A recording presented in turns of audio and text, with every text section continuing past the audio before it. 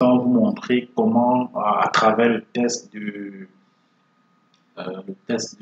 spécification de Haussmann, comment savoir s'il faut estimer un modèle à effet fixe ou alors un modèle à effet aléatoire.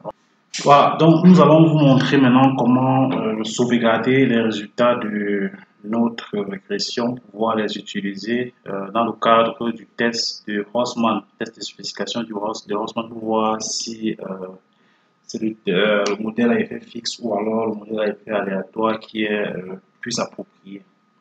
Voilà, nous pouvons d'abord estimer notre modèle. Alors, je me suis trompé.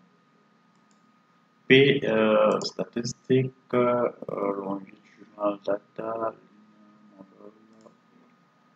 Voilà, nous allons estimer notre modèle à effet aléatoire. Voilà. Nous allons, pour sauvegarder ces estimations, aller dans statistiques, post-estimation, nous cliquons dessus. Nous allons dans nous allons choisir l'option Manage Estimation Result, puis nous allons cliquer sur Store Current Estimate in Memory. Cliquons dessus. Nous allons l'appeler Random. Voilà, Random.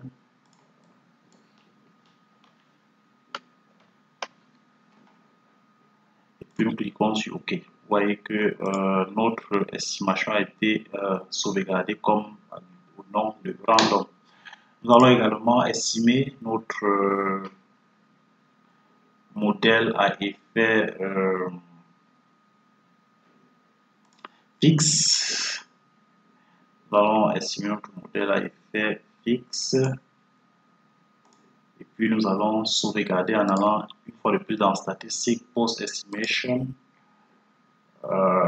Estimate. Nous allons aller dans Post Estimation et puis Store Current Estimate. Nous allons l'appeler cette fois-ci Fixed. Voilà. Nous allons cliquer sur OK. Vous voyez que notre dernière estimation du modèle à effet fixe a été sauvegardée au nom fixed. OK. Donc maintenant pour faire le test d'adéquation, test de spécification de Haussmann, nous allons aller dans statistiques, toujours dans post estimation.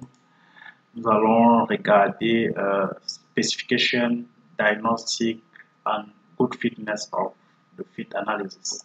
Nous allons choisir le test de Haussmann specification test. Nous allons cliquer dessus. Et nous allons choisir comme hypothèse, nous allons choisir fixe comme consistent estimation,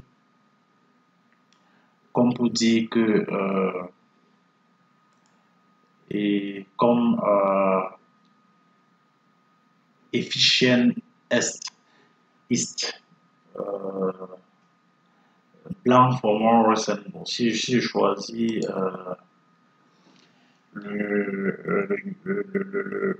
RMR, il va considérer que le plus récent qui est le modèle à effet fixe, donc on n'a pas intérêt. Donc notre hypothèse notre hypothèse mieux, c'est le modèle à effet aléatoire est le modèle approprié.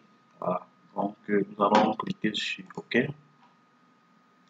Et vous voyez ici que les résultats du test de Haussmann sont affichés là, avec une p-value supérieure. On a une statistique de qui de 3,15 et une probabilité de 0,36 qui est supérieure au seuil de significativité de 5% par exemple.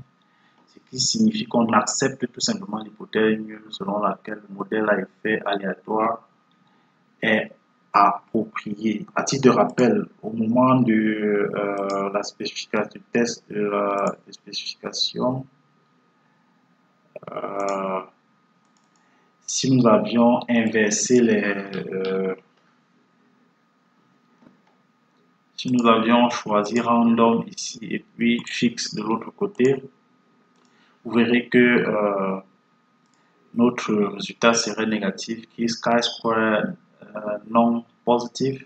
If the model fit on these analysis to meet the asymptotic, ça signifie tout simplement que nous avons inversé le sens et que par conséquent on a écrit de opposé qui est négatif, ce qui est contraire à théorie statistique. Ça signifie tout simplement qu'il faut bien choisir l'hypothèse nulle. Donc,